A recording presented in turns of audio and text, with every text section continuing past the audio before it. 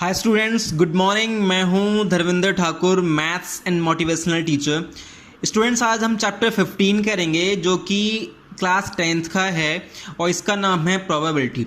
Students, मैं आपको बता दूं थोड़ा सा इसके बारे में। प्रोबेबिलिटी का मतलब होता है किसी भी चीज़ की प्रायिकता, मतलब कि पॉसिबिलिटी।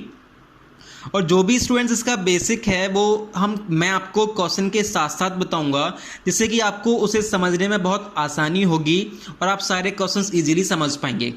तो स्टूडेंट, बस इसमें एक छोटी सी मैं बेसिक सी बात आपको बताना चाहता हूं कि जो प्रोबेबिलिटी है वो कभी भी माइनस में नहीं होती। प्रोबेबिलिटी जो है वो 0 से बड़ी या 0 के इक्वल हो सकती है, 1 से छोटी या 1 के इक्वल हो सकती है। तो आई स्टूडेंट्स का हम पहला जो क्वेश्चन है, complete the following statements, fill ups है, फिलअप्स की फॉर्म में है, उसको सॉल्व करते हैं। इसमें लिखा है probability of an event E plus probability of the event not E. जो ई है, ई का मतलब इवेंट है, event E and not E equals to होता क्या है। तो स्टूडेंट्स, मैं आपको बता दूं इसका फॉर्मूला होता है क्या, probability of an event E plus probability of the event not E equals to 1। The probability of an event that cannot happen, ऐसी प्रोबेबिलिटी जो हो ही नहीं सकती, तो उसकी प्रोबेबिलिटी क्या होगी, 0 होगी। Such an event is called impossible event, उस इवेंट को हम क्या कहते हैं, इम्पॉसिबल इवेंट कहते हैं। The probability of an event that is certain to happen, ऐसी प्रोबेबिलिटी किसी भी इवेंट की जो हो सकती है, जो होगी, उसे हम उसे हम 1 कहते हैं। सच an event is called sure event, उसे हम श्योर इवेंट कहते हैं, मतलब पॉसिबल इवेंट कहते हैं। The sum of the probability of all the elementary events of an experiment is 1। जितनी भी हम probabilities निकालते हैं, जब हम सबको हम प्लस करेंगे तो स्टूडेंट्स उसका आंसर 1 आएगा, चाहे वो कितने ही आंसर्स क्यों ना हो। The probability of an event is greater than or equal to 0। किसी भी चीज़ की जो प्रोबेबिलिटी है स्टूडेंट्स वो 0 हो सकती है या 0 से ग्रेटर हो सकती है, एंड लेस देन और इक्वल टू 1, वो 1 से छोटी भी हो सकती है, 1 के इक्वल भी हो सकती है। हाई स्टूडेंट, अब हम इसका क्वेश्चन नंबर 2 देखते हैं। विच of the following experiments have equally likely outcomes, explain. इनमें से कौन से जो एक्सपेरिमेंट्स हैं उसमें जो इक्वली लाइकली आउटकम्स जिनके होंगे वो हमें एक्सप्लेन करना है। तो आइए इसका फर्स्ट एक्सपेरिमेंट देखते हैं। A driver attempts to start a car, एक ड्राइवर है वो कार को स्टार्ट करने की कोशिश करता है। द कार स्टार्ट्स और does not start, car start होती है या फिर नहीं होती। तो स्टूडेंट्स, मैं आपको बता दूं इसमें जो हैं जो आउटकम्स हैं वो इक्वली लाइकली नहीं है, क्योंकि वो डिपेंड कर रहा है उस एक्सपेरिमेंट, उस कार के ऊपर कि उसकी कंडीशन क्या है। दूसरा ये भी है कि जो आउटकम्स होंगे, कितनी बार कार स्टार्ट होगी या कितनी बार नहीं होगी, तो दोनों ही जो हैं वो इक्वली लाइकली आउटकम्स नहीं हैं। इसका देखते हैं हम कैसे लिख सकते हैं इसको। ये देखिए, मैंने लिखा है it is not an equally likely event as it depends on various factors such as whether the car will start or not, and factors for both the conditions are not the same। आइए अब हम इसका जो second part है उसे देखते हैं। A player attempts to shoot a basketball, see he shoots or misses the shot। एक प्लेयर है जो कि शूट करता है बास्केटबॉल को, कोशिश कर रहा है, और वो या तो उसको शूट कर देगा या फिर उसे मिस करेगा। तो स्टूडेंट्स, मैं आपको बता दूं ये भी हमारा इक्वली लाइकली आउटकम नहीं है। कि पता क्यों नहीं है, क्योंकि वो कितनी बार उसको शूट करे या कितनी बार शॉट को मिस करे, हम इसको नहीं, वो कुछ भी अनुमान इसका नहीं लगा सकते। तो ये भी हमारा इक्वली लाइकली आउटकम्स नहीं है। इसको हम कैसे लिख सकते हैं मैं आपको बता देता हूँ। It is not equally likely event as it depends on the player ability and there is no information given about that। So इसे भी हम क्या कहेंगे कि ये भी हमारा क्या है, इक्वली लाइकली आउटकम नहीं है। आइए देखते हैं इसका third. A trial is made to answer a true false question, the answer is right और रॉन्ग। स्टूडेंट्स, ये जो है वो हमारा इक्वली लाइकली आउटकम्स है, क्योंकि इसमें सिर्फ हमारे पास 2 ही हमारे आउटकम्स हैं, या तो ट्रू होगा या फिर फॉल्स होगा। नाउ हम इसका फोर्थ देखते हैं। A baby is born, it is a boy और अ गर्ल। ये भी हमारा इक्वली लाइकली आउटकम है, क्योंकि इसमें भी हमारे सिर्फ 2 ही आउटकम है, या तो जो बेबी जिसने जन्म लिया है, जो बॉर्न हुआ है, या तो वो बॉय होगा या फिर गर्ल होगा। तो देखिए हम इनको कैसे लिख सकते हैं। सिंपल लिखना है, it is an equally likely event. Hi student, अब हम इसका क्वेश्चन नंबर 3 देखते हैं। Why is tossing a coin considered to be a fair way of deciding which team should get the ball at the beginning of a football game. इसका मतलब ये है student कि जब कोई भी गेम हम स्टार्ट करते हैं, चाहे वो फुटबॉल का हो या क्रिकेट, कोई भी एनी गेम, किसी का भी मैं एग्जांपल ले रहा हूं, तो उस गेम को स्टार्ट करने से पहले हम एक कॉइन को टॉस क्यों करते हैं, और सबसे बड़ी बात यह है कि वो डिसाइड करने का एक जो फेयर वे है, जो एक अच्छा रास्ता है, वो क्यों है और कैसे है। तो स्टूडेंट्स मैं आपको थोड़ा सा इसमें बता दूं कि जब भी हम किसी भी कॉइन को टॉस करते हैं तो उसके सिर्फ दो ही आउटकम्स आते हैं, या तो वो हेड आएगा या फिर टेल आएगा। तो जो भी टीम है जिसने जो चीज़ चूज करी है वो इजीली उस चीज़ को चूज कर सकता है। अगर किसी ने बैटिंग चूज की है या फिर किसी ने बॉलिंग चूज की है, एनीथिंग एल्स, कोई भी गेम हो, किसी का भी हम एग्जांपल ले सकते हैं, तो आराम से बगैर लड़ाई झगड़ा करे उस गेम को स्टार्ट कर सकता है। इसीलिए हम एक कॉइन को एक फेयर वे मानते हैं किसी भी टीम के किसी भी गेम को स्टार्ट करने के लिए। आइए देखते हैं इसे हम लिखेंगे कैसे। When we toss a coin, the possible outcomes are only two, head or tail, which are equally likely outcomes. Therefore, the result of an individual toss is completely unpredictable. मतलब कि आपको पता नहीं है कि जब आप उसको कॉइन को टॉस करेंगे तो या तो हेड आएगा या टेल, डिसाइडेड तो नहीं है ना, उसको आप प्रिडिक्ट नहीं कर सकते। तो इसीलिए किसी भी गेम को हम खेलने से पहले करते क्या हैं कि टॉस करते हैं, जिससे कि कोई भी टीम जिस भी टीम ने जो भी चीज़ चूज करी है वो उसको मिल पाए। आई स्टूडेंट्स का हम क्वेश्चन नंबर 4 देखते हैं, जो कि बहुत ही इजी है और मैं आपको पहले भी बता चुका हूं। इसमें लिखा है विच of the following can not be the probability of an event. इसमें से ऐसा कौन सा है जो किसी भी चीज़ की प्रोबेबिलिटी नहीं हो सकती। तो मैंने आपको पहले ही बताया था कि प्रोबेबिलिटी है जो वो कभी भी माइनस में नहीं होती। तो इसका आंसर क्या है, -1.5। आई स्टूडेंट अब हम इसके क्वेश्चन नंबर 5 की बात करते हैं। If PE equals to 0.05 and what is the probability of not E। आपको PE दे रखा है और आपने नॉट E को जो है ना फाइंड करना है। तो स्टूडेंट्स मैं आपको बता दूं, we know that PE plus P not E equals to 1। ये प्रोबेबिलिटी का फॉर्मूला होता है PE plus P not E equals to 1। PE आपको गिवन है, कितना दे रखा है 0.05 प्लस P नॉट E आपको फाइंड करना है, इक्वल टू क्या दे रखा है 1। स्टूडेंट्स ये अगर प्लस का है तो जब इक्वल टू के इधर आएगा तो किसका हो जाएगा, माइनस का, मतलब कि 1 माइनस 0.05। जब आप इसको 1 में से माइनस करेंगे तो कितना आएगा 0.95। तो इसका मतलब नॉट E का जो आंसर है वो आपका कितना आएगा 0.95। आई स्टूडेंट अब हम देखते हैं इसका क्वेश्चन नंबर 6।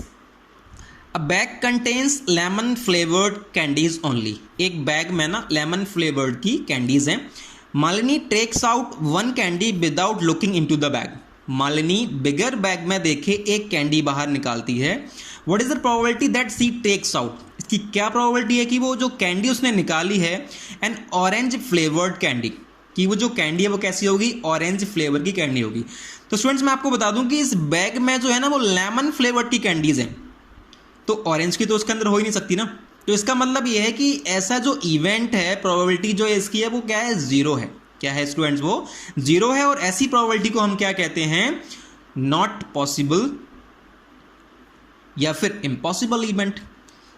अब देखते हैं इसका second part, a lemon flavoured candy. तो स्टूडेंट्स मैं आपको बता दूं बैग में क्या दिया हुआ है, लेमन फ्लेवर्ड कैंडीज दे रखी हैं। इसका मतलब इसकी प्रोबेबिलिटी क्या है, 1 है। और ऐसी प्रोबेबिलिटी को हम क्या कहते हैं, पॉसिबल इवेंट। सेम आपने बस सिंपल वैसे ही इसमें लिखना है जैसे मैंने लिखा हुआ है। P मतलब probability, and orange flavoured candy जिसकी प्रोबेबिलिटी 0 है, P लेमन फ्लेवर्ड कैंडी जिसकी प्रोबेबिलिटी क्या है, 1 है। आई स्टूडेंट अब हम बात करते हैं क्वेश्चन नंबर 7 की। It is given that in a group of 3 student the probability of 2 students not having the same birthday is 0.992। ऐसा एक group, it is a given that in a group of 3 student, एक group है जिसमें 3 students हैं। The probability of 2 students not having the same birthday, मतलब not E, मतलब not event दे रखा है हमें कितना, 0.992। स्टूडेंट ध्यान से समझना, क्या लिखा है, नॉट हैविंग। इसका मतलब हमें नॉट E दे रखा है, नॉट E का मतलब नॉट इवेंट कितना दे रखा है, 0.992। What is the probability that the 2 student have the same birthday, मतलब आपको इवेंट फाइंड करना है, नॉट E दे रखा है और आपको PE फाइंड करना है। तो स्टूडेंट मैं आपको पहले भी बता चुका हूं क्वेश्चन नंबर 5 में, सेम हम वैसे ही करेंगे। वी नो दैट कि हमें क्या दे रखा है इस क्वेश्चन में, P नॉट E दे रखा है 0.992, PE हमें फाइंड करना है। We know that PE plus P not E equals to 1 होता है। पी इवेंट हमने सेम लिख दिया, प्लस का प्लस लगाया, पी नॉट हमें कितना दे रखा है 0.992 जो कि मैंने यहां लिखा, इक्वल्स टू 1, ये प्लस का था स्टूडेंट तो इधर आगे किसका हो गया माइनस का, 1 से जब मैं इसको माइनस करूंगा तो मेरा कितना बचेगा 0.008। तो ये हमारा क्या आ गया पी इवेंट। स्टूडेंट जिस दिन उनका सेम बर्थडे होगा उस दिन उसकी प्रोबेबिलिटी क्या होगी 0.008। आइए हम इसका देखते हैं क्या, question number 8।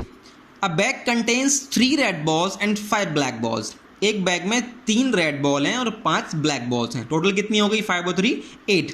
A ball is drawn at random from the bag, what is the probability that the ball drawn is red not red. एक बॉल हमने रैंडमली उस बैग से निकाली, तो हमें ये बताना है कि प्रोबेबिलिटी क्या होगी, रेड बॉल की जो बॉल मैंने निकाली है वो रेड होगी, या फिर जो बॉल मैंने निकाली है वो क्या होगी नॉट रेड।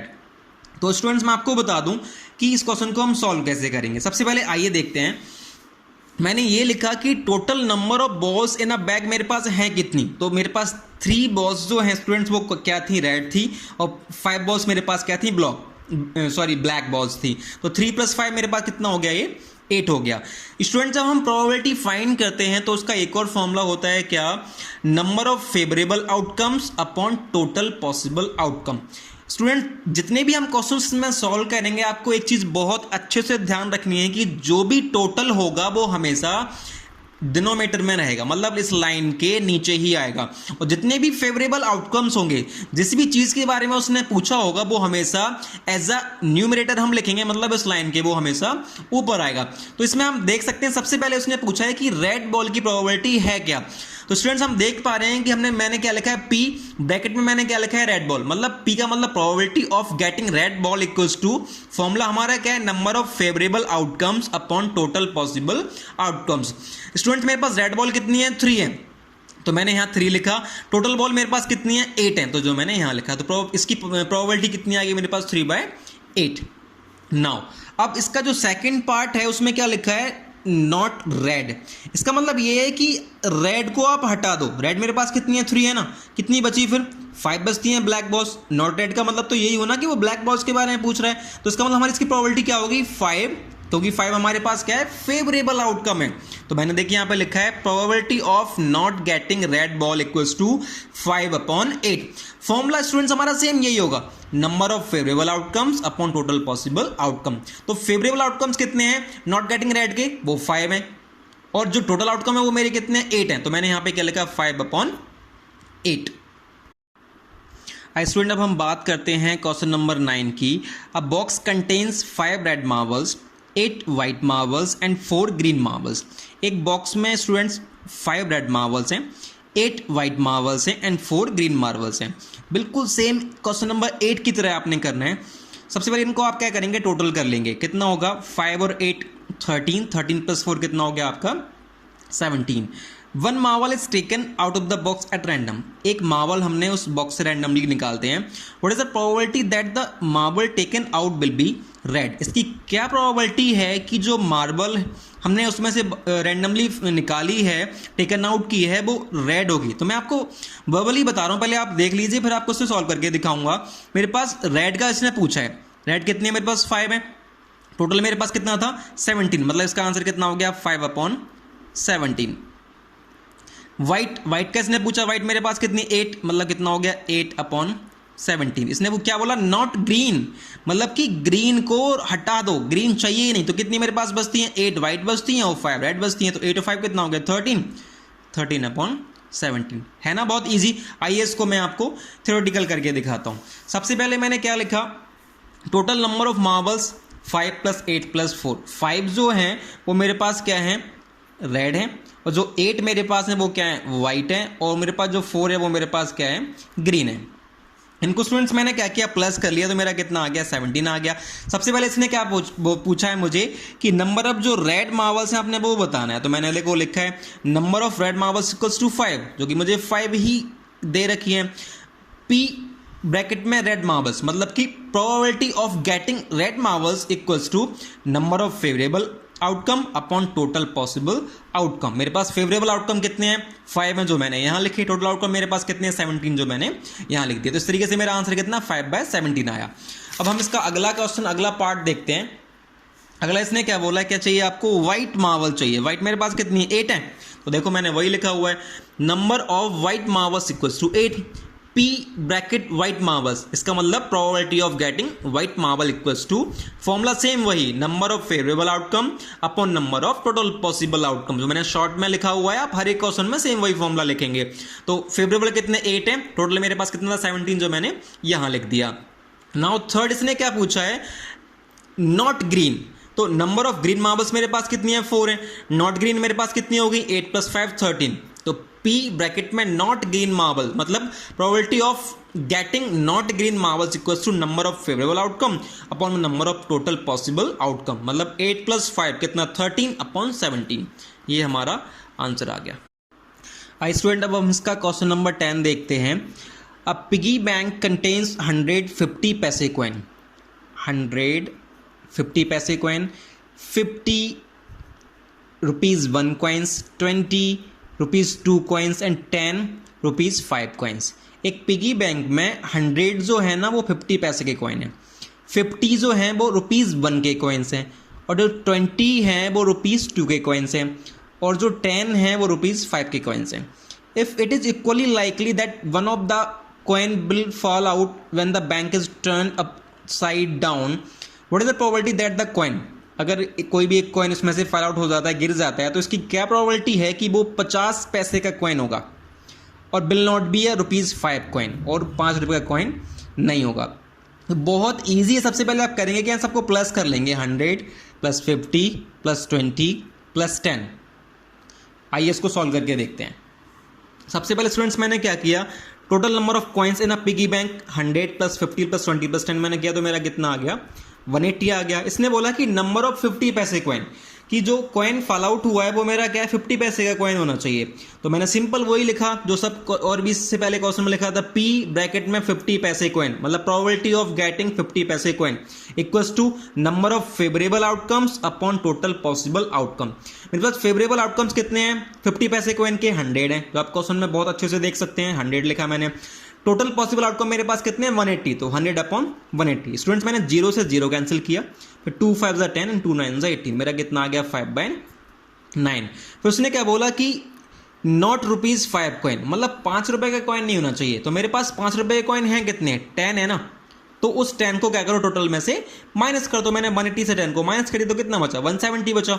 सेम वही, P ब्रैकेट में not getting ₹5 coins equals to number of favourable outcome upon total possible outcome. Favourable outcome मेरे पास कितने हैं, 170 हैं, टोटल आउटकम मेरे पास कितने हैं, 180 हैं। 0 0 मैंने कैंसिल कर दिया, कितना बचा मेरा 17/18। ये हमारा आ गया आंसर। हाई स्टूडेंट, अब हम इसका क्वेश्चन नंबर 11 देखते हैं।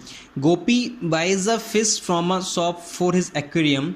The shopkeeper takes out 1 fish at random from a tank containing 5 male fish and 8 female fish. Gopi ने अपने एक्वेरियम के लिए कुछ फिश खरीदी, उसमें से उसने शॉपकीपर ने ना कुछ एक फिश निकाली रैंडमली, कंटेनिंग जिसमें कितनी थी, 5 मेल फिश थी और 8 फीमेल फिश थी। What is the probability that the fish taken out is a male fish? तो आपको बताना है कि जो भी उसने रैंडमली एक मेल जो भी फिश एक निकाली है, तो बताओ कि उसकी क्या प्रोबेबिलिटी है कि वो मेल फिश होगी। स्टूडेंट्स आपने करना क्या है, सेम वैसे ही पहले आप इन दोनों को प्लस करेंगे। 8 + 5 कितना, 13 हो गया। इसने प्रोबेबिलिटी किसकी पूछी है, मेल फिश की पूछी है। मेल फिश मेरे पास कितनी है, 5 है, तो 5/13। आइए इस क्वेश्चन को सॉल्व कर लेते हैं। बहुत ही इजी क्वेश्चन है। पहले मैंने क्या लिखा, total number of fish in a tank equals to 5 + 8 13। P bracket में मेल फिश मतलब probability of getting male fish equal to number of favourable outcomes upon total possible outcome. Favourable outcome मेरे पास कितने मेल फिश के, 5 हैं, 5 total मेरे पास कितना 13, 5/13। आई student, अब हम इसका क्वेश्चन नंबर 12 देखते हैं। A game of chance consist of spinning an arrow which comes to rest pointing at one of the numbers 1 2 3 4 5 6 7 8 and these are equally likely outcomes. What is the probability that it will point at. आप देख सकते हैं कि ये chance का एक game है, इसमें एक एरो है, जैसे ऐसे इसको हम स्पिन करते हैं तो एक किसी एक नंबर पे आके स्टॉप हो जाता है। इसमें कुछ नंबर दे रखे हैं, मैं 1 से लेके 8 तक। आपने बस ये बताना है कि जब ये एरो किसी भी नंबर पर पॉइंट आउट होगा तो उसकी प्रोबेबिलिटी क्या होगी। आइए देखते हैं इसका फर्स्ट क्वेश्चन क्या लिखा है, 8। तो स्टूडेंट आप देख सकते हैं सबसे पहले इसमें जो टोटल आउटकम्स हैं वो हमारे टोटल 8 हैं, 1 1 2 3 4 5 6 7 8।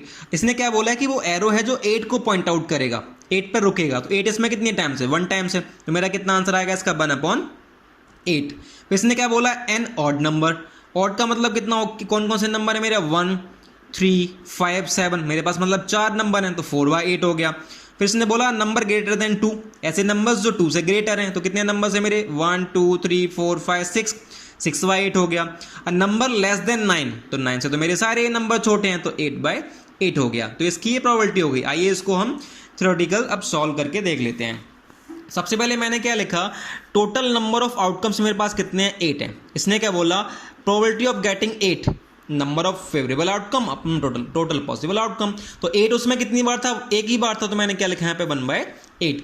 फिर इसने किसका पूछा था मुझे, प्रोबेबिलिटी ऑड नंबर्स की। तो ऑड नंबर मेरे पास उसमें कितने थे, एक तो मेरे पास 1 है, एक 3 है, एक 5 है, और एक क्या है, 7 है। मतलब मेरे पास 4 ऑड नंबर्स थे जो मैंने लिखा यहाँ पे 4। Getting probability of getting odd number, same वही फॉर्मूला में हर एक क्वेश्चन में लिखना है, number of favourable outcome upon में टोटल पॉसिबल आउटकम। मतलब 4/8 मैंने इसको डिवाइड किया तो कितना आया मेरा, 4 1 जा 4, 4 2 8, कितना आ गया 1/2। फिर इसने क्या पूछा, नंबर ग्रेटर देन 2। तो वो हमारे सारे नंबर मैंने लिखे हैं जो 2 से ग्रेटर हैं, 3 4 5 6 7 8। मतलब टोटल नंबर मेरे कितने हैं यहाँ पे, 6 हैं। Probability of getting a number greater than 2, तो number of favourable outcome upon में टोटल पॉसिबल आउटकम कितना है मेरे पास, 6/8। मतलब 2 3 6, 2 4 8। अगर स्टूडेंट्स ये कैंसिल होते हैं तो आप इन्हें कैंसिल भी कर सकते हैं। मैंने कैंसिल करके लिखा है, 3/4 आ गया। फिर अगला क्या लिखा है मेरा, टोटल नंबर लेस देन 9। वो तो मेरे सारे नंबर्स हैं 8, 1 2 3 4 5 6 7 8। तो सेम वही इसमें भी हम लिखेंगे, probability of getting less than 9 equals to number of favourable outcome upon में टोटल पॉसिबल आउटकम। मतलब 8/8। तो मेरी प्रोबेबिलिटी कितनी आ जाती है इसकी, 1। आई स्टूडेंट, अब हम इसका क्वेश्चन नंबर 13 सॉल्व करते हैं। A die is thrown once, find the probability of getting. एक डाई को हमने एक बार थ्रो किया, हमें बताना है कि इसकी प्रोबेबिलिटी क्या होगी। तो स्टूडेंट्स आपको बता दूं, जो हम डाई है जो थ्रो करते हैं डाइस, तो उसमें मेरे 6 नंबर्स होते हैं, 1 2 3 4 5 6। इसने पूछा एक प्राइम नंबर बताओ और नंबर लाइंग बिटवीन 2 and 6। और थर्ड इसने क्या पूछा है, एन ऑड नंबर। तो आइए इस क्वेश्चन को स्टूडेंट्स हम सॉल्व करते हैं। The possible outcomes when a dice is thrown 1 2 3 4 5 6। जब किसी भी एक डाइस को थ्रो करेंगे तो मेरे पास 6 पॉसिबल आउटकम्स होंगे, number total outcomes equals to 6। इसने सबसे पहले मुझे क्या पूछा है, प्राइम नंबर्स। तो स्टूडेंट्स मैं आपको बता दूं कि प्राइम नंबर्स क्या होते हैं। ये वो नंबर हैं जो सिर्फ अपने आप से डिवाइड होते हैं, number which is divisible by itself. इसका फैक्टर सिर्फ 2 ही होते हैं, एक तो 1 और एक नंबर इटसेल्फ। तो प्राइम नंबर्स मेरे पास 1 2 6 में कितने हैं, एक तो 2 है, एक 3 है और एक क्या है, 5 है। टोटल कितने मेरे पास, 3 है। तो probability of getting prime number is favourable outcome upon में टोटल आउटकम। मैंने ये शॉर्ट में लिखा हुआ है, बट आपने पूरा फॉर्मूला लिखना है इसका। 3/6, 3 1 जा 3, 3 2 जा 6। कैंसिल हो रहा था तो मैंने इसे कैंसिल कर दिया, तो मेरा कितना आंसर आ गया, 1/2। फिर इसने नेक्स्ट में मुझे क्या पूछा, नंबर लाइंग बिटवीन 2 and 6। 2 और 6 के बीच में मेरे पास कितने नंबर्स हैं, 1 2 3। 3 नंबर है ना मेरे पास, तो मैंने 3 लिखा है यहाँ पे।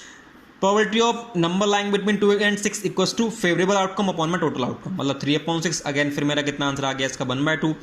फिर इसने मुझे क्या पूछा, odd number on dice. Odd number मेरे पास कितने हैं, 1 3 5। मतलब 3 नंबर मेरे पास ऑड हैं। Probability of getting odd number equals to favourable outcome upon total outcome equals to 3/6। मतलब कितना आंसर आता है मेरा, 1/2। आई स्टूडेंट, अब हम इसका क्वेश्चन नंबर 14 देखते हैं।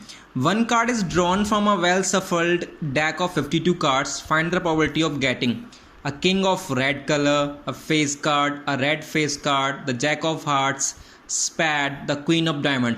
तो सबसे पहले स्टूडेंट्स मैं आपको बता दूं कि जो 52 कार्ड्स हैं उनके बारे में थोड़ा सा मैं आपको बेसिक बताता हूं। जैसे ही आपको वो सारी चीज़ें समझ में आ जाएंगी तो इन सारे क्वेश्चंस के आंसर्स आप बड़े आराम से और इजीली कर पाएंगे। तो आइए मैं आपको कार्ड्स के बारे में थोड़ा सा बताता हूँ।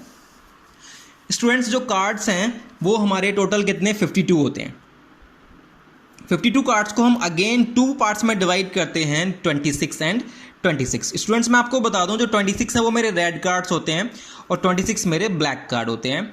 अगेन फिर से मैं 26 को 2 पार्ट्स में डिवाइड करता हूँ, 13 and 13। जो मेरे 13 हैं उनको मैं डायमंड कहता हूँ और जो दूसरे 13 हैं उनको हार्ट्स कहते हैं। अगेन इन 26 ब्लैक कार्ड को मैं 2 पार्ट्स में डिवाइड करता हूँ, 13 and 13। जो 13 कार्ड हैं ये मेरे, इनका नाम क्लब है और ये मेरे स्पैड हैं।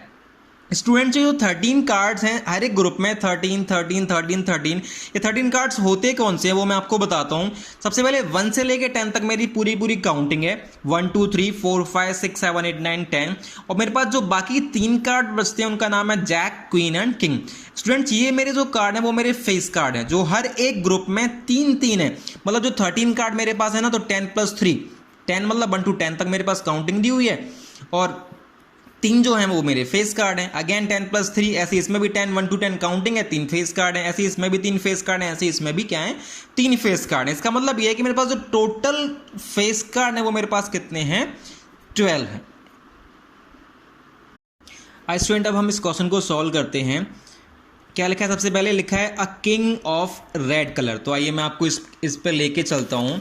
ये देखिए मेरे पास जो रेड की मैं बात करूं, इसने क्या बोला है, किंग ऑफ रेड कलर, मतलब रेड के टोटल 26 कार्ड्स हैं, और जो मैंने 2 ग्रुप में डिवाइड करे हैं, 13 डायमंड एंड 13 हार्ट। तो इसमें 13 कार्ड मेरे पास कौन से थे आप देख सकते हैं, 1 to 10 same counting, jack, queen and king. मतलब एक ग्रुप में एक किंग है, दूसरे ग्रुप में भी कितना हो गया, एक किंग और हो गया। तो मेरे पास 1 और 1 कितना हो गया, 2। तो देखिए मैंने यहाँ पे वही सेम लिखा हुआ है, total number of cards equals to 52, probability of getting a king of red colour, कितने कार्ड्स हैं मेरे पास, 2/52। फॉर्मूला स्टूडेंट्स हर एक क्वेश्चन में से आपने वही लिखना है, नंबर ऑफ फेवरेबल आउटकम अपन में टोटल पॉसिबल आउटकम। 2/52 मैंने यहाँ पे लिखा, 2 से 52 डिवाइड हो रहा था तो मैंने इसको डिवाइड कर दिया, 2 बन जा 2, 2 2 जा 4, 2 6 जा 12, मतलब मेरे पास कितना आ गया, 1/26। आइए अब इसका हम सेकंड पार्ट देखते हैं। जैसा कि आप देख पा रहे हैं यहाँ पे क्या लिखा हुआ है, फेस कार्ड। तो स्टूडेंट ये बहुत इजी है, मैंने आपको पहले भी बताया था कि हर एक ग्रुप में 3 फेस कार्ड होते हैं। इसका मतलब मेरे पास 4 ग्रुप हैं 13 13 के, तो मेरे पास टोटल फेस कार्ड कितने होंगे, 3 4 जा 12। तो देखिए मैंने वही सेम वही लिखा हुआ है यहाँ पे, total face card equals to 12, probability of getting face card equals to 12/52। Divide कर दिया मैंने इसको 4 से, 4 3 जा 12 एंड 4 13 जा 52। मेरे पास जो इसका आंसर आया वो कितना आया, 3/13। आइए अब इसका हम नेक्स्ट देखते हैं। नेक्स्ट में स्टूडेंट्स क्या लिखा हुआ है, अ रेड फेस कार्ड। तो सेम वही है, मैं देखो आपको उसी जगह पे लेके चलता हूं जहां मैंने एक ग्रुप बनाया हुआ है। क्या लिखा है, रेड का मुझे फेस कार्ड पूछा है। रेड में मतलब मेरे पास 13 कार्ड इसमें है, 13 कार्ड इसमें है, 13 में मेरे पास 3 फेस कार्ड इसमें है और 3 इसमें, मतलब 3 और 3 मेरे पास कितना हो गया, 6। तो देखिए मैंने स्टूडेंट्स वही लिखा हुआ है यहाँ पे, total red face card equals to 3 + 3 कितना, 6 हो गया। Probability of getting a red face card equals to 6/52। इसको मैंने स्टूडेंट 2 से डिवाइड किया तो मेरा कितना आंसर आया, 3/26। आइए अब इसका हम अगला पार्ट देखते हैं। क्या लिखा हुआ है, द जैक ऑफ हार्ट्स। तो स्टूडेंट्स मैं आपको बता दूं कि जो हार्ट्स के मेरे पास कार्ड हैं टोटल, वो मेरे पास कार्ड कितने हैं, 13 है। 13, ये देखिए हार्ट में कितने कार्ड्स हैं मेरे पास, 13 है। उसने 13 कार्ड मेरे पास कौन कौन से हैं, 1 से लेकर 10 तक same counting, jack, queen and king. तो इन 13 कार्ड में जो जैक है वो कितने टाइम्स आया, ओनली 1 टाइम। इसका मतलब उसकी प्रोबेबिलिटी है वो मेरे पास क्या होगी, 1/52। देखिए मैंने यहीं पे यही लिखा होगा, यहाँ पे ये देखिए लिखा है, total jack in heart equal to 1, probability of getting jack equals to 1/52। आइए अब इसका हम अगला पार्ट देखते हैं। क्या लिखा हुआ है, स्पैट। तो स्टूडेंट्स ये तो बहुत इजी है कि स्पैट में जो कार्ड हैं वो कितने होते हैं, टोटल 13 होते हैं। तो देखिए मैंने टोटल ये लिखा हुआ है, total number of spade card equal to 13, probability of getting spade card equal to 13/52। ये डिवाइड हो जाएगा 13 से, 13 बन जा 13 एंड 13 4 जा 52। तो मेरा कितना आंसर आ जाता है, 1/4। नाउ इसका जो लास्ट पार्ट है वो मुझे क्या दिया हुआ है, द क्वीन ऑफ डायमंड। तो स्टूडेंट्स हर एक ग्रुप में ना एक क्वीन होती है, तो डायमंड में भी एक ही क्वीन होगी। तो मैंने लिखा है queen of diamond equals to 1, probability of getting queen of diamond equals to 1/52। तो स्टूडेंट्स तरीके से हमारा एक क्वेश्चन सॉल्व हो जाता है। और मैं आपको बता दूं ये बहुत ही इजी क्वेश्चन है, और हर एक फाइनल पेपर में हर एक क्वेश्चन इसके आता है, मतलब कार्ड्स के ऊपर क्वेश्चन जरूर आता है। तो स्टूडेंट्स को बार बार प्रैक्टिस करिएगा और इसे समझिएगा। आई स्टूडेंट अब इसका हम क्वेश्चन नंबर 15 देखते हैं। सेम कार्ड्स पर ही डिपेंड है। अब हमारे पास ओनली 5 कार्ड्स हैं, the 10, jack, queen, king and ace of diamond. As are बेल्ट shuffled with their face downwards, 1 card is then picked up at random. मेरे पास टोटल 5 कार्ड्स हैं। कौन कौन से कार्ड्स हैं, एक तो 10 है, एक जैक है, एक क्वीन है, एक किंग है, एक एस है डायमंड का। हमने इन कार्ड्स को अच्छे से बेल्ट सफल्ड कर लिया और उनमें से हमने एक कार्ड को पिक करा। हमें प्रोबेबिलिटी क्या बतानी है, what is the probability that the card is the queen, कि जो मैंने कार्ड जो रैंडमली ड्रॉन किया है वो क्या होगा, मेरा क्वीन होगा। तो स्टूडेंट्स आप देख सकते हैं मेरे पास टोटल 5 कार्ड हैं और इन 5 कार्ड में जो क्वीन है ना वो एक बार आ रहा है। तो मेरी प्रोबेबिलिटी क्या होगी, 1/5। बहुत ईजी है। If the queen is drawn and put aside, अब मान लो क्वीन आ गई है, ड्रॉ कर चुके हैं हम, उसको मैंने अलग रख दी, तो मेरे पास अब पहले 5 कार्ड थे, अब कितने बचे? 4 बचे। What is the probability that the second card picked up, तो बताओ उसकी क्या प्रोबेबिलिटी होगी कि जो मैं दूसरा कार्ड पिक करूंगा वो एक एस होगा। स्टूडेंट मैं आपको बता दूं इसमें एस सिर्फ एक ही है, तो 1/4। और क्वीन का जो उसने दोबारा से मेरे से पूछा है, तो क्वीन हम पहले ही निकाल चुके हैं और उसको मैंने 5 कार्ड में से अलग निकाल के रख दिया, तो इसकी प्रोबेबिलिटी क्या होगी? 0, मतलब कि ये पॉसिबल आउटकम नहीं है। आइए इस क्वेश्चन को अब हम सॉल्व करके देखते हैं। सबसे पहले मैंने क्या लिखा? Total number of cards equals to 5।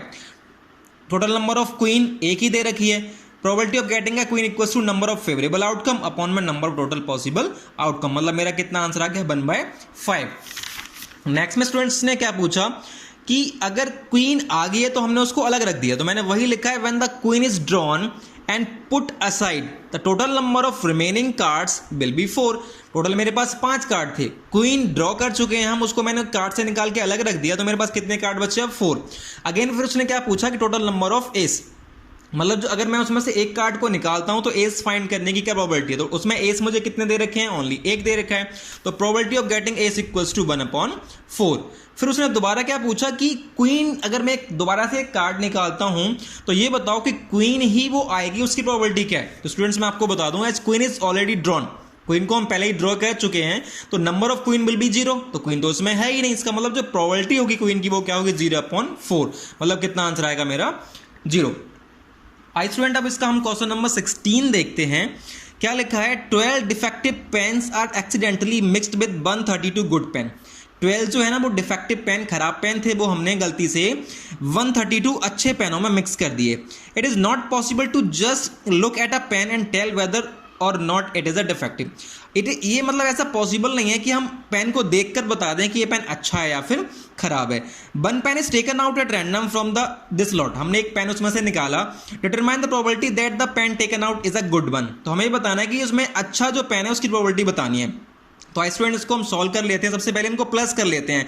12 मेरे पास डिफेक्टिव पेन है और 132 मेरे पास क्या है? अच्छे पेन है। तो मैंने देखिए यहाँ पे सॉल्व कर किया है। यहाँ पे टोटल नंबर ऑफ पेन मेरे पास कितने हैं? 12 प्लस 132, तो कितना हो गया? 144। जो अच्छे पेन है वो कितने मेरे पास? 132 है। मुझे प्रोबेबिलिटी भी गुड पेन की निकालनी है। देखो यहाँ पर लिखा हुआ है probability that the pen taken out is a good one, तो गुड पेन मेरे पास कितने दे रखे हैं स्टूडेंट्स? यहाँ पे 132। Probability of getting a good pen equals to number of favourable outcome upon में number of total possible outcome, मतलब 132 अपॉन 144। तब आप इसको डिवाइड करेंगे तो आपका आंसर कितना आ जाएगा? 11/12। आई स्टूडेंट अब हम इसका क्वेश्चन नंबर 17 देखते हैं। A lot of 20 bulbs contain 4 defective ones. 20 total bulb हैं, उनमें से 4 जो हैं डिफेक्टिव बल्ब हैं। इसका मतलब अच्छे बल्ब कितने मेरे पास? 16 है। One bulb is drawn at random from the lot, मैंने एक बल्ब रैंडमली उसमें लॉट में से निकाला। What is the probability that this bulb is defective, तो बताओ इसकी क्या प्रोबेबिलिटी है कि वो बल्ब कैसा होगा? डिफेक्टिव होगा। तो स्टूडेंट ये बहुत ईजी है। मेरे पास टोटल बल्ब कितने हैं? 20 हैं। 4 कितने हैं? डिफेक्टिव हैं। तो और प्रोबेबिलिटी मुझे किसकी चाहिए? डिफेक्टिव बल्ब की चाहिए, तो 4/20। ये देखिए मैंने इसको सॉल्व भी किया हुआ है। Total number of bulb 20, defective bulb मेरे पास कितने हैं? 4। Probability of getting a defective bulb 4/20, 4 बन जा 4, 4 5 20, तो मेरा कितना आंसर आ गया? 1/5। आइए अब इसका सेकंड पार्ट भी देखते हैं। क्या लिखा हुआ है? Suppose the bulb drawn in first is not defective. मान लो जो बल्ब मैंने पहले वाले क्वेश्चन में निकाला था वो डिफेक्टिव नहीं था। डिफेक्टिव नहीं था मतलब वो कैसा बल्ब था? अच्छा बल्ब था। एंड इज नॉट रिप्लेस, ना हमने उसे रिप्लेस किया। Now one bulb is drawn at random from the rest, बाकी जो बल्ब बचे हुए हैं उसमें से हमने क्या करा? एक बल्ब निकाला। मतलब मेरे पास 16 बल्ब अच्छे थे और 4 बल्ब मेरे पास खराब थे। एक बल्ब मेरा अच्छा था, मैंने उस 16 बल्ब में से उसको माइनस कर दिया, तो मेरे पास कितने बल्ब बचे? अब 15। इसने बोला है ना, देखिए आप देख सकते हैं इसमें लिखा है now one bulb is drawn at random from the rest. जो अच्छे बल्ब बचे हुए हैं, अच्छे मतलब मेरे पास अच्छे बल्ब मेरे पास 15 है और 4 बल्ब मेरे पास क्या है? डिफेक्टिव है। तो 15 और 4 कितना हो गया? 19। What is the probability that this bulb is not defective? तो बताओ वो बल्ब डिफेक्टिव नहीं होगा। तो आइए इस क्वेश्चन को भी हम सॉल्व करते हैं। देखिए मैंने यहाँ पे लिखा है remaining total number of bulb equal to 19, क्योंकि एक बल्ब जो था वो मैंने उसमें से अलग कर दिया, जो क्वेश्चन में मुझे बोला गया था, तो मैंने उसको क्या कर दिया? रिप्लेस कर दिया। अब मेरे पास टोटल जो 20 बल्ब थे उसमें से कितने बचते हैं? 19 बचते हैं। Remaining total number of non defective bulb, मतलब जो अच्छे बल्ब हैं वो मेरे पास कितने बचे? 60 - 1, तो कितने? 15 बचे। Probability of getting a non defective bulb equal to 15/19, तो ये मेरा स्टूडेंट्स का आ जाता है, इसका आंसर आ जाता है। आई स्टूडेंट, अब इसका हम क्वेश्चन नंबर 18 देखते हैं। A box contains 90 disc which are numbered from 1 to 90। एक बॉक्स में 90 डिस्क हैं जिस पर नंबर लिखे हैं 1 से लेके 90 तक। If one disc is drawn at random, हमने उसमें से एक डिस्क निकाली randomly from the box, find the probability that it bears a 2 digit number. अगर मान लो मैंने एक डिस्क उसमें से निकालती है और सारी डिस्क पे एक नंबर लिखे हुए हैं 1 से लेके 90 तक, तो आपको बताना है कि उस डिस्क पे जो नंबर लिखा है वो क्या है, अ 2 डिजिट नंबर है या फिर अ परफेक्ट स्क्वायर नंबर है या फिर नंबर डिविजिबल बाय क्या है, 5 है। तो आइए इस क्वेश्चन को हम सॉल्व करते हैं। सबसे पहले स्टूडेंट्स मैं आपको बता दूं कि टोटल नंबर ऑफ डिस्क मेरे पास कितनी है, 90 है। Total number of 2 digit number between 1 and 90 equals to 18, मतलब कि 81 सॉरी। तो total number of 2 digit number हैं 1 से लेके 90 तक, मेरे पास कितने 81। आइए मैं बताता हूँ कैसे हैं। मैंने एक तो काउंटिंग लिखा 1 से लेके 90 तक, 1 2 3 4 5 6 7 8 9 10 11 12 डेट मैंने कितना लिख दिया 90। 2 डिजिट के जो स्टूडेंट्स नंबर है वो मेरे कहाँ से स्टार्ट होते हैं, 10 से स्टार्ट होते हैं और खत्म कहाँ पे होते हैं, 90। अब मेरे पास जो 1 डिजिट नंबर बचे वो कितने बचे, 9 बचते हैं ना, 1 2 3 4 5 6 7 8 9। टोटल मेरे पास कितने हैं, 90 हैं। अगर 90 से मैं 9 को माइनस करूंगा तो कितने बचते हैं, 81। मतलब मेरे पास 81 ऐसे नंबर्स हैं जो कैसे हैं, 2 डिजिट के हैं। तो यही मैंने यहाँ पे लिखा है, total number of 2 digit number between 1 and 90 equals to 81। Now probability of getting a 2 digit number equals to 81 upon 90। अब इसको जब हम डिवाइड करेंगे तो 9 9 जा 81 and 9 10 जा 90, तो मेरा कितना आंसर होता है, 9/10। नाउ हम इसका देखते हैं कौन सा, सेकंड पार्ट। उसमें हमें क्या लिखा हुआ है, अ परफेक्ट स्क्वायर नंबर, मतलब आपको बताना है कि परफेक्ट स्क्वायर नंबर क्या होगा। तो स्टूडेंट देखिए, अगर मैं स्क्वायर करूं सारे नंबर्स का 1 से 90 के बीच में, तो मैं 1 का स्क्वायर करूंगा मेरा 1 आएगा, 2 का स्क्वायर करूंगा 4 आएगा, 3 का स्क्वायर करूंगा 9 आएगा, 4 का स्क्वायर करूंगा कितना आएगा 16, 5 का 25, ऐसे ही 9 का करूंगा तो कितना आएगा 81। अगर मैं 10 का करूंगा तो कितना आएगा 100, जो कि लास्ट नंबर मेरा क्या है 90 है, तो मैं 10 का स्क्वायर नहीं कर सकता। तो ऐसे जो परफेक्ट स्क्वायर नंबर है वो मेरे पास टोटल कितने हैं, 9 है। देखिए काउंट कर लीजिए, 1 2 3 4 5 6 7 8 9। टोटल नंबर मेरे पास कितने हैं, 9। तो probability of getting a perfect square number equals to 9 upon 90। आप इसको डिवाइड करेंगे तो आपको कितना आंसर आएगा, 1/10। नाउ इसका हम लास्ट पार्ट देखते हैं, क्या लिखा हुआ है, नंबर डिविजिबल बाय 5। स्टूडेंट ये तो बहुत ही इजी है, बस आपको इतना बताना है कि 1 से लेके 90 तक इतने ऐसे कौन से नंबर्स हैं जो 5 से क्या हैं, डिविजिबल हैं। तो आप सिंपल 5 की टेबल लिख लीजिए। नंबर डिविजिबल बाय 5 आर 5 1 5 5 2 10 5 3 15 5 4 20, ऐसे ही कहां तक लिखेंगे आप, लास्ट 90 तक। तो ऐसे नंबर स्टूडेंट जब आप काउंट करेंगे तो आपके पास कितने आएंगे, वो 18। Now probability of number divisible by 5 equals to number of favourable outcome upon में टोटल पॉसिबल आउटकम। तो जो मेरे फेवरेबल आउटकम्स हैं वो कितने हैं, 18 है, जो मैंने यहां लिखे। जो मेरे टोटल आउटकम है मेरे पास कितने हैं, 90 है। तो 18 1 जा 18 है, 18 5 जा 90। तो मेरा कितना आंसर आ जाता है, 1/5। स्टूडेंट ये मेरा फाइनल आंसर। आई स्टूडेंट, अब हम इसका नेक्स्ट क्वेश्चन नंबर 19 सॉल्व करते हैं। A child has a die who 6 faces so the letter as given below.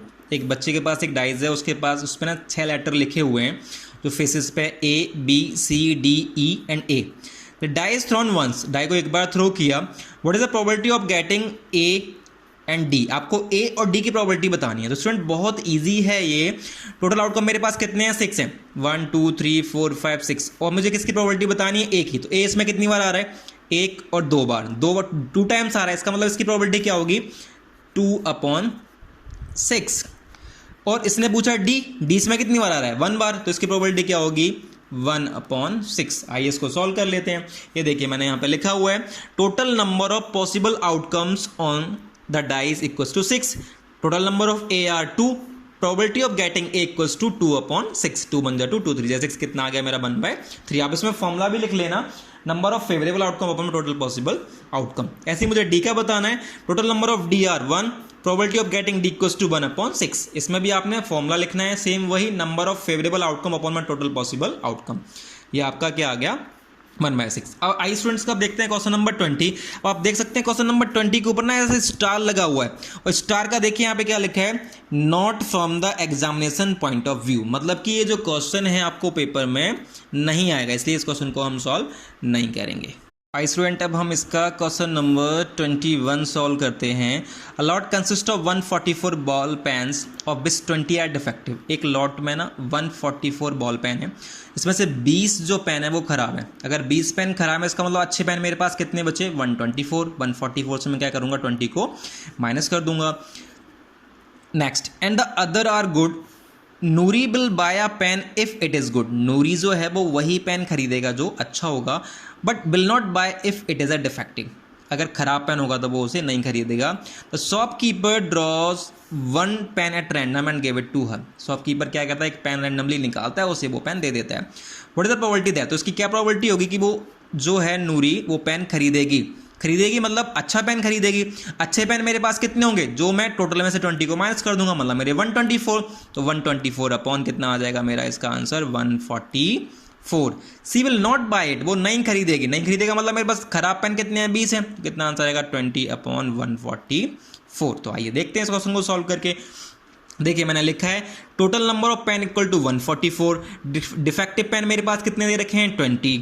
Now good pen मेरे पास कितने होंगे, जब मैं 144 से 20 को क्या कर दूंगा माइनस, तो मेरे पास कितना बचेगा 124। Now Noori will buy the pen, मतलब probability of getting a good pen कितनी, 124 अपन 144। वो अच्छे पेन खरीदेगी ना। Probability of Noori buy the pen, आप इसको डिवाइड करेंगे तो आपका डिवाइड करके कितना आंसर आएगा 31/36। Noori will not buy a pen, Noori pen नहीं खरीदेगी। वो पेन कब नहीं खरीदेगी, जब पेन क्या होगा, डिफेक्टिव होगा, मतलब पेन खराब होगा। खराब पेन मेरे पास कितने दे रखे हैं 20, तो 20 अपॉन 144। जब आप इसको सॉल्व करके डिवाइड करेंगे, सारा कुछ सॉल्व करेंगे, तो कितना आंसर आएगा आपका 5/36। आई स्टूडेंट, अब हम इसका क्वेश्चन नंबर 22 देखते हैं।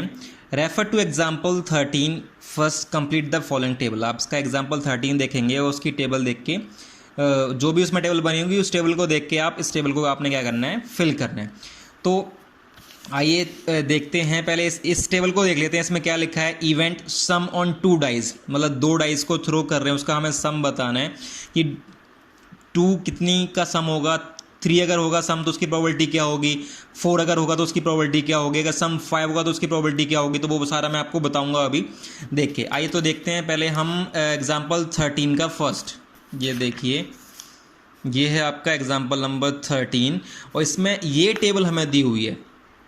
2 डाइज स्टूडेंट जब भी हम थ्रो करेंगे तो उसके जो पॉसिबल आउटकम्स होंगे वो मेरे पास 36 होंगे। आप देखो काउंट कर सकते हैं, 1 2 3 4 5 6 और यहाँ भी 1 2 3 4 5 6, मतलब 6 मेरे कितने हो गए यहाँ पे 36, मतलब जो टोटल आउटकम होंगे मेरे पास कितने होंगे 36 होंगे। अब इसने बहुत ही इजीली मुझे बोला है, पहले मैं आपको ये टेबल बनाना सिखा देता हूँ कि टेबल हम कैसे बनाएंगे, फिर इस क्वेश्चन को हम सॉल्व करेंगे। ये देखिए मैंने यहाँ पे टेबल बनाई हुई है, मैं आपको बताता हूँ इसको हम कैसे बनाएंगे। सबसे पहले अगर मैं 2 डाइस को थ्रो कर रहा हूँ स्टूडेंट, तो एक डाई में ना 1 to 6 काउंटिंग होती है। तो मैंने इस तरफ लिखा क्या 1 to 6, 1 2 3 4 5 6 और यहाँ मैंने क्या लिखा 1 2 3 4 5 6, मैंने काउंटिंग सारी लिख ली। बस सिंपल अब आपको मल्टीप्लाई कर देना है। इस 1 का इस 1 से तो 1 1 आ गया, 1 का 2 से तो 1 2 आ गया, 1 का 3 से तो 1 3 आ गया, 1 का 4 से तो 1 4 आ गया, 1 का 5 से तो 1 5 आ गया, 1 का 6 से तो 1 6 आ गया। ऐसे फिर आपको 2 का करना है, 2 का 1 से 2 1, 2 का 2 से 2 2, 2 का 3 से 2 3, 2 का 4 से 2 4, 2 का 5 से 2 5, 2 का 6 से 2 6। ऐसे आपने 3 4 सबका कर देना है। या फिर इसका सिंपल तरीका एक ये भी है कि आप ना 6 टाइम 1 to 6 काउंटिंग लिख लीजिए, 1 2 3 4 5 6। ये देखिए 1 2 3 4 5 6, 1 2 3 4 5 6, 1 2 3 4 5 6, मतलब आप 6 टाइम काउंटिंग लिख लीजिए। उसके बाद फिर आप एक बार आपने वर्टिकल में काउंटिंग लिखी थी, अब आप हॉरिजॉन्टल में काउंटिंग लिख लीजिए, 1 2 3 4 5 6, 1 2 3 4 5 6, 1 2 3 4 5 6। या फिर आप और भी इजी इस टेबल को ऐसे भी बना सकते हैं, पहले आप 1 2 3 4 5 6 काउंटिंग लिख लीजिए, सबके साथ क्या लिख लीजिए 1, फिर आप 1 2 3 6 काउंटिंग लिखिए पूरी, फिर सबके साथ क्या लिख लीजिए 2, फिर सबके साथ क्या लिखना है 3, फिर सबके साथ क्या लिखना है 4, फिर सबके साथ आपको क्या लिखना है 5, फिर क्या लिखना है 6। इस तरीके से आप ये टेबल बहुत ही इजीली बना सकते हैं और इसके जो टोटल मेरे पास आउटकम होंगे वो कितने होंगे 6 6 कितने होंगे मेरे पास 36। नाउ अब हम इस टेबल को देखते हैं, इसमें क्या लिखा है, सम ऑन 2 डाइज 3, मतलब कि ऐसी इसमें कौन कौन सी जो इवेंट है जब उनको हम प्लस करेंगे तो उसका सम कितना आएगा 3 आएगा। तो आप देखिए यहाँ पे अगर मैं 2 में 1 को प्लस करूंगा तो कितना आएगा 3, और 1 में 2 को प्लस करूंगा तो कितना आएगा मेरे पास 3। तो मेरे पास सिर्फ ऐसे 2 ही नंबर है, मैंने यहाँ पे क्या लिखा 2, और टोटल आउटकम मेरे कितने हैं 36, तो मैंने अपॉन में कितना लिख दिया 36। फिर क्या लिखा है 4, कितना आना चाहिए सम 4, तो आप देखिए 3 and 1 4, 2 and 2 4, 1 और 3 4, मतलब मेरे पास कितने नंबर्स हैं ऐसे सिर्फ 3 है, 1 2 and 3। तो देखिए मैंने यहाँ पे लिखा है क्या 3/36। ऐसे ही अब मुझे क्या सम चाहिए 5, मतलब आप देखिए 4 + 1 5, 3 + 2 5, 2 + 3 5, 1 + 4 5, मतलब कितने नंबर्स हैं मेरे पास टोटल ऐसे 1 2 3 4। तो देखिए मैंने यहाँ पे क्या लिखा हुआ है 4/36। अगेन क्या लिखा है 6, तो देखिए 6 मेरे पास कितने होंगे 5 और 1 6, 4 और 2 6, 3 3 6, 2 और 4 6 एंड 1 और 5 6, मतलब मेरे पास नंबर कितने हैं, मैं इनको आपको इसीलिए एरो का साइन बना के ऐड करके भी दिखा रहा हूँ 1 2 3 4 5। तो देखिए मैंने यहाँ पे लिखा है क्या 5/36। टोटल हमेशा हर किसी के नीचे ही आएगा। फिर क्या लिखा हुआ है मेरे पास 7 का देखते हैं, ये देखिए 6 and 1 7, 5 और 2 7, 4 3 7, 3 + 4 7, 2 + 5 7, 1 6 7। इसको हम ज्वाइन कर लेते हैं जिससे कि आपको बहुत ईजी हो जाए समझने में। अब काउंट कर लेते हैं 1 2 3 4 5 6। तो देखिए मैंने यहाँ पे क्या लिखा हुआ है 6 लिखा है 6/36। फिर क्या लिखा है यहाँ पे 8। अब आपने काउंटिंग से उल्टी कर देनी है, 6 है ना यहाँ पे, 6 के बाद 5 4 3 2 1 और सबके अपॉन में क्या आएगा 36 आएगा। मैं आपको बता देता हूँ, देखो 8 का कैसे आएगा 5, ये देखिए 6 और 2 5, 5 और 3 8, 4 + 4 8, 3 + 5 8, 2 + 6 8। ये देखिए इसको मैंने ऐड किया तो 1 2 3 4 5, तो इसीलिए मैंने देखो यहाँ पे लिखा है ना 5/36। ऐसे 9 का मैं आपको बता देता हूँ 6 + 3 9, 5 + 4 9, 4 + 5 9, 3 + 6 9। ये देखिए ये मैंने लिख दिया क्या 4, 1 2 3 4। तो मेरे पास कितना आ गया यहाँ पे 4/36। 10 मेरे पास कितने दे रखे हैं यहाँ पे, ये देखिए 6 + 4 10, 5 + 5 10, 4 + 6 10, मतलब मेरे पास कितने नंबर हैं 3 नंबर्स हैं। देखिए मैंने यहाँ पे क्या लिखा है 3/36। ऐसे क्या लिखा है 11 मेरे पास कितना है 6 + 5 11, 5 6 + 7, मतलब मेरे पास 2 नंबर है। तो देखिए मैंने क्या लिखा है यहाँ पे 2/36। 12 का मेरे पास सिर्फ एक है 6 + 6 12, तो मैंने क्या लिखा है 1/36।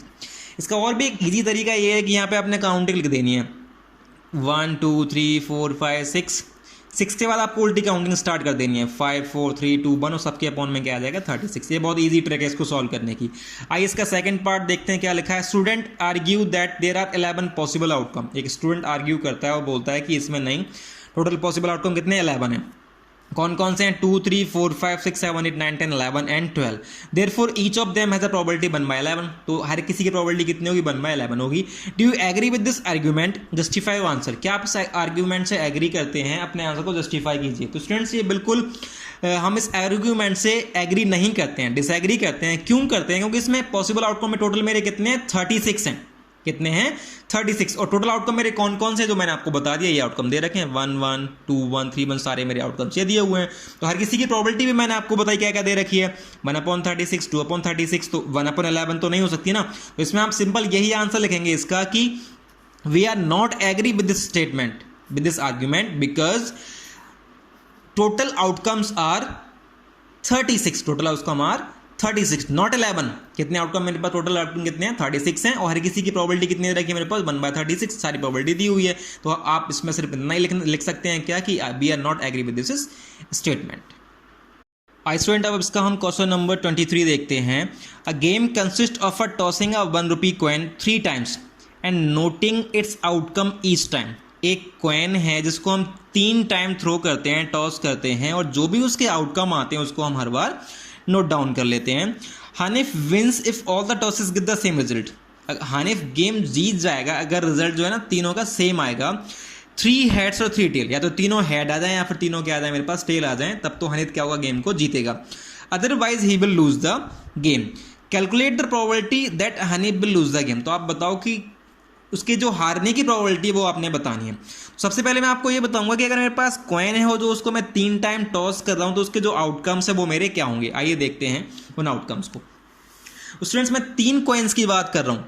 अगर मैं 3 कॉइन्स की बात करूंगा तो उसके जो टोटल आउटकम हैं आप देख सकते हैं वो मेरे पास कितने होंगे 8 होंगे। 1 2 3 4 5 6 7 8 आउटकम्स होंगे मेरे पास टोटल। आइए मैं आप इन आउटकम्स को मैंने कैसे बनाया वो मैं आपको सिखाता हूँ। अगर मेरे पास 2 कॉइन होंगे ना स्टूडेंट, तो उसके मेरे पास सिर्फ जो आउटकम होंगे वो 4 होंगे। कौन कौन से होंगे? एक तो मेरे पास क्या होगा, हेड हेड, ध्यान से देखना इसको, हेड हेड। पहले मैंने क्या लिखा, हेड हेड, फिर मैंने क्या लिखा यहाँ पे, हेड एंड टेल, फिर उसमें मैंने उसका उल्टा कर दिया, टेल एंड हेड, फिर मैंने क्या लिखा, टेल एंड टेल। अगर मेरे पास 2 कॉइन्स होंगे तो उसके ये 4 पॉसिबल आउटकम्स होंगे। अब इन्हीं को ना फिर एक बार रिपीट कर दीजिए, एच एच, जो मैंने एच लिखा ना एच एच, वो मैंने यहाँ लिखा, फिर लिखा मैंने एच टी, फिर यहाँ लिख दो क्या, एच टी, फिर मैंने क्या लिखा, T H, again you can write T H, फिर मैंने क्या लिखा, टी टी, मैंने लिखा यहाँ पे टी। अब इसमें आगे 4 बार लिख दो एच, 1 2 3 4, और 4 टाइम लिख दो टी, 1 2 3 4, ये देखिए सेम बन गया, triple H, H H T, H H T, H T H, H T H, H T T, H T T, T H H, T H H, T S T, T S T, T T S, T T S and triple T. बहुत ही easy था बनाना इसे। अब इसने पूछा क्या है हमें question में कि कहता है कि अगर 3 हेड या 3 टेल आते हैं तब तो वो गेम जीतेगा सॉरी, और अगर नहीं तो वो गेम हार जाएगा। तो हमें प्रोबेबिलिटी क्या फाइंड करनी है, उसके गेम को लूज करने की प्रोबेबिलिटी फाइंड करनी है। तो आइए देखते हैं, टोटल आउटकम मेरे पास कितने हैं, 8 हैं, जो मैंने अभी आपको काउंट करके बताए। एक तो ये प्रोबेबिलिटी है उसकी जीतने की, और एक मेरी ये प्रोबेबिलिटी जीतने की, मतलब इन पे सेम सेम आ रहे हैं ना तीनों, तो वो जीतेगा। अब हारेगा कितनी बार, अगर 2 बार जीत रहा है तो हारेगा कितनी बार, 8 - 2, मतलब कितना बचा, 6/8। तो मैंने वही लिखा है, number of favourable outcome 2 triple T and triple H, मतलब जीतने की जो प्रोबेबिलिटी है उसकी क्या है, 2/8 है, 1/4। Honey will lose the game, अगर 2 टाइम वो जीत रहा है, टोटल मेरे पास कितने 8 हैं, तो हारेगा कितनी बार, 6 टाइम हारेगा, तो 6/8 लिखा, 2 3 6, 2 4 8, कितना आंसर आ गया इसका, 3/4। आई स्टूडेंट, अब इसका हम क्वेश्चन नंबर 24 देखते हैं। A die is thrown twice, एक डाई को हम 2 टाइम थ्रो करते हैं।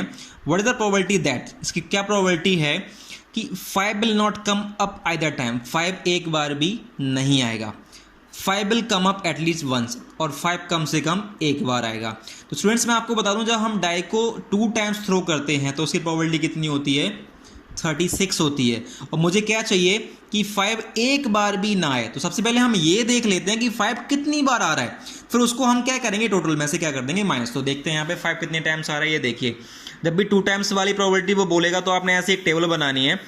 ये देखिए 5 कितने टाइम्स आ रहा है, 1 2 3 4 5 6 7 8 9 10 11, मतलब 5 जो है वो मेरे पास कितने टाइम्स आ रहा है, total number of cases when 5 will कम 11। तो कितनी बार नहीं आएगा, 5 विल नॉट कम, टोटल मेरे पास कितने हैं, 36 हैं। 36 से मैं क्या करूंगा, 11 को क्या कर दूंगा माइनस, तो मेरा कितना बचा, 25। और इसने पहले प्रोबेबिलिटी किसकी पूछी है, 5 विल नॉट कम, कि 5 एक बार भी ना आए, तो 25/36। दूसरी बार में प्रोबेबिलिटी किसका पूछता है, 5 will come up at least once, कि 5 कम से कम एक बार आए। तो मैं पहले ये फाइंड कर चुका हूं कि 5 मेरा कितनी बार आ रहा है, 11 टाइम्स आ रहा है। तो मैंने लिखा है यहाँ पे 5 will come up at least once equals to 11, 5 will come equals to 11/36, मतलब जो प्रोबेबिलिटी होगी 5 आने की वो मेरी कितनी होगी, 11/36, और जो टोटल आउटकम मेरे कितने हैं, पहले से 36 हैं। आई स्टूडेंट, अब हम इस चैप्टर का लास्ट क्वेश्चन सॉल्व करेंगे, क्वेश्चन नंबर 25।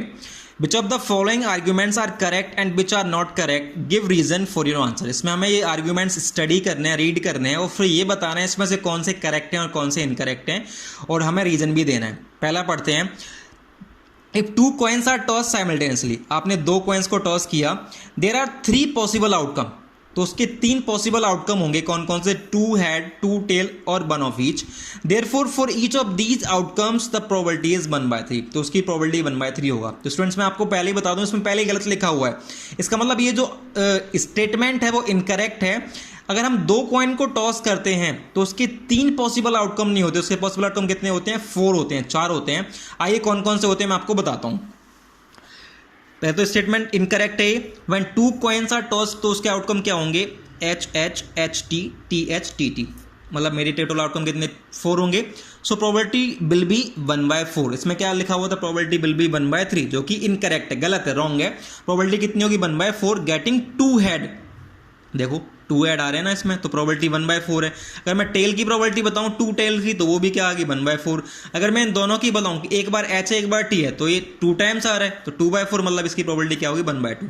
तो जो मेरा रीजन है करेक्ट वो मैंने आपको यहां लिख के दिखा दिया। दूसरा देखते हैं इसमें क्या लिखा हुआ है, if a die is thrown there are two possible outcome. अगर मैं एक डाई को थ्रो करता हूं तो मेरे पास दो पॉसिबल आउटकम होंगे, या तो ऑड नंबर होगा या फिर इवन नंबर होगा।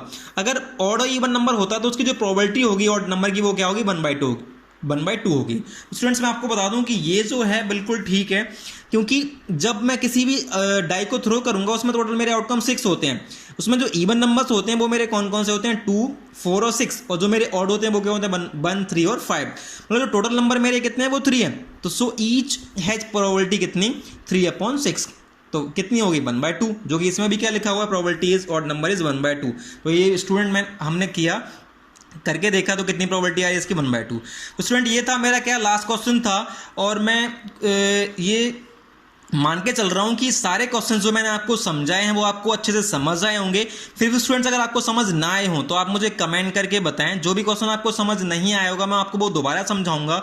और प्लीज़ इस चैनल को लाइक, शेयर और सब्सक्राइब करना ना भूलें। Thank you.